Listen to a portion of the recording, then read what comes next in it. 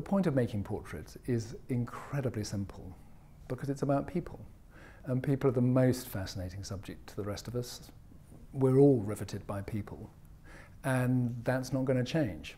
So I think the idea that people are central to art is such a basic proposition that it gives the idea of portraiture a centrality in our culture.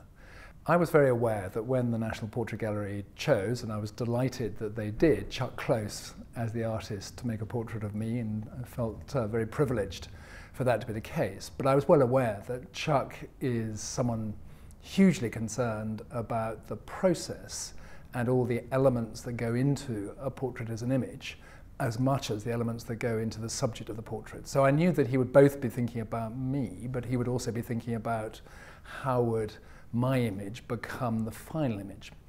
I suppose I was pretty nervous about the elements I'd tried to put into it. So I had wanted to make sure that I could just smile a tiny bit, that I could have some warmth. I didn't want to come over as some sort of over-steely museum director. I did want to kind of come over what I think of as me, but then any of us think what we think of as me is something very subjective.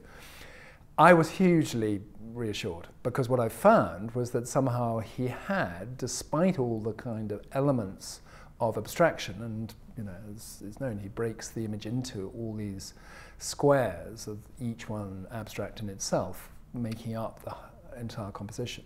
Somehow, in all of that, I did feel that that warmth was coming through, and I suppose I was reassured that others, not just me, told me the same.